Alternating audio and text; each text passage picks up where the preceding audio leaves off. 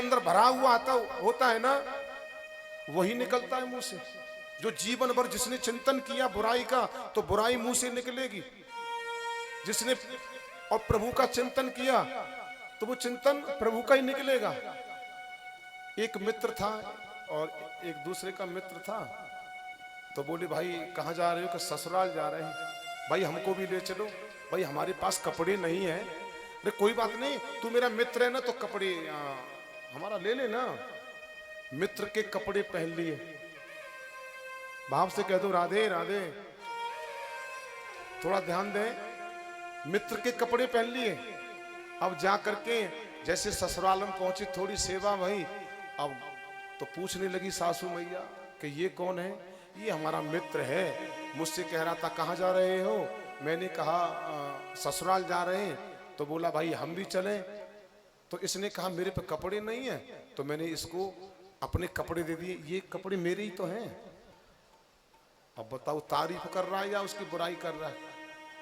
ये कपड़े मेरे तो हैं। अब उसने एकांत में आके कहा भाई तू ये बता, हमारी तारीफ कर रहा है या बुराई कर रहा है? तूने कपड़े कहाँ दे दिए? तूने तो पूरे ससुराल में हल्ला मचा दिया। बोले ठीक है भैया, नहीं कहेंगे भाई, अब तो कोई बात नहीं, चलो हो गया, हमारी जीभ से निकल गया मुंह से। क्या अब दूसरी जगह बैठने के लिए गए। बोले मेहमान हम आपको तो जानते, पर ये कौन है? कि ये मेरा मित्र है, पर कपड़े, जैसे कहा ना कपड़े। बोले फिर तूने कहा कपड़े? चलो भाई अब नहीं कहेंगे, कोई बात नहीं, गलती हो गई। तीसरी बार फिर कहीं गए बैठने के लिए, पूछने लगे सभी लोग कि भाई तुमको तो देखा है मेहमान, पर ये कौन है?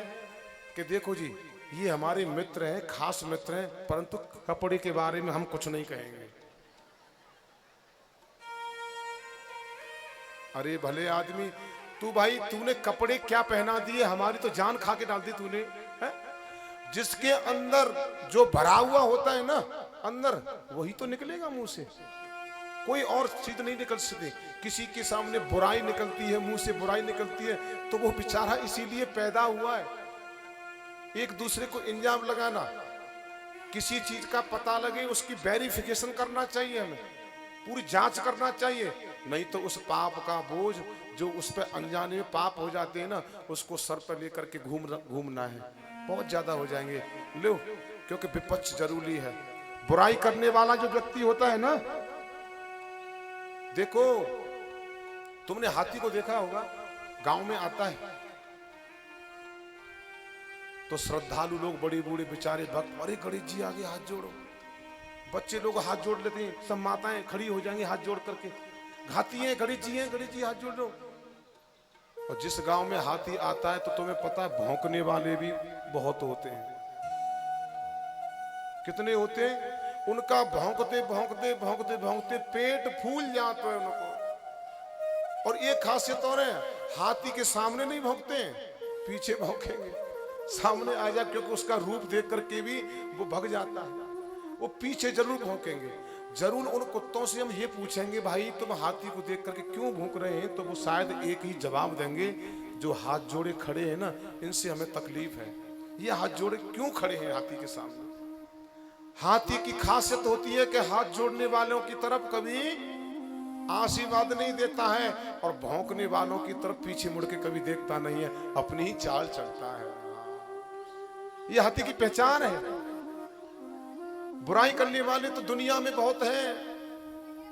निंदक नेरे नाखिए आंगन कुटी छवाए, और बिन सावन बिन पानी निर्मल हो तो सुभाव।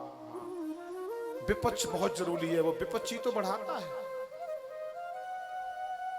और ये साथ मेरे साथ हो रहा है।